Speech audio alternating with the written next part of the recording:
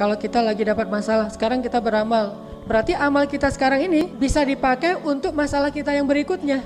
Sedangkan masalah kita yang sekarang gak punya modal amalan, berarti modalnya apa biar masalah kita selesai? Modalnya adalah penghapusan dosa.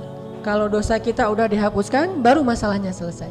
Sehingga para ulama diambil dari sebuah hadis mengatakan bahwa idza kathurat dzunubul abdi walam yakul lahu min amalin liyukaffiraha fabtalahu Allahu bil hazan liyukaffiraha. Kalau ada seorang hamba yang dosanya banyak dan dia tidak punya cukup amal untuk menghapuskan dosa-dosa itu, maka Allah Subhanahu wa taala akan memberikan dia masalah atau ujian untuk menghapuskan dosa-dosanya. Itu hadis riwayat Tirmizi. Berarti cara Allah menghapuskan dosa hamba itu ada 3. 1 dengan dia bertaubat, 2 dengan dia beramal solih, yang ketiga dengan memberikan dia musibah. Dan kalau amal solih kita kurang, dosa kita di masa lalu besar, maka Allah Subhanahu wa taala akan memberi kita musibah untuk menghapuskan dosa-dosa kita itu. Sehingga benar jika ulama mengatakan banyak-banyaklah beramal, karena amal kita selain akan mengangkat derajat kita, amal itu juga yang akan menjadi penghapus dosa-dosa kita. Sehingga kalau dosa kita udah dihapuskan dengan amal solih, insya Allah Allah tidak akan memberikan kita ujian ataupun musibah yang besar dalam hidup kita, kecuali hanya ujian iman saja. Kan ujian tuh banyak bentuknya. Ada ujian iman, ada ujian karena kesalahan kita, ada ujian karena dosa-dosa kita, ada ujian untuk mengangkat derajat kita, ada ujian untuk menguji orang lain lewat kita. Itu macam-macam bentuk ujian. Intinya setidaknya berkurang beberapa jenis ujian. Salah satunya karena dosa-dosa dan kesalahan kita.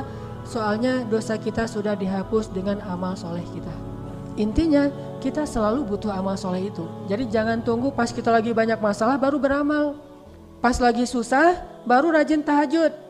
Pas habis putus baru rajin itikaf. Nah ini berarti itikafnya gak dipakai untuk menyambung lagi yang terputus, tapi untuk nanti kalau lamar lagi insya Allah diterima. Nih putus nih, ya kita temenan aja ya, misalnya kan bahasa standar lah ya, kita adik kakak aja gitu kan.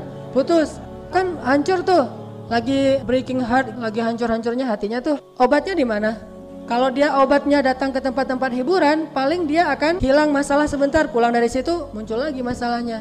Mungkin dia baik memilih obatnya itu datang ke masjid, itikaf atau ikut talim. Daripada saya mikirin itu mending saya ikut talim aja. Datanglah ke masjid ikut talim, dengerin tausiah, dapat semacam siraman rohani gitu kan.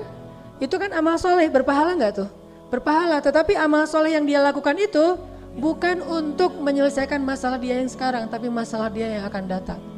Masalah dia yang sekarang diselesaikan jika dosa-dosanya sudah dihapus oleh Allah Subhanahu wa taala.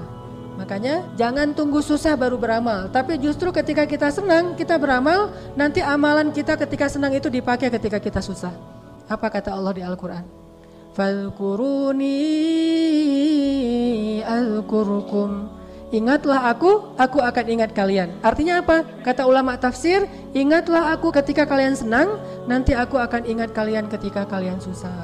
Nanti aku akan ingat kalian ketika kalian susah.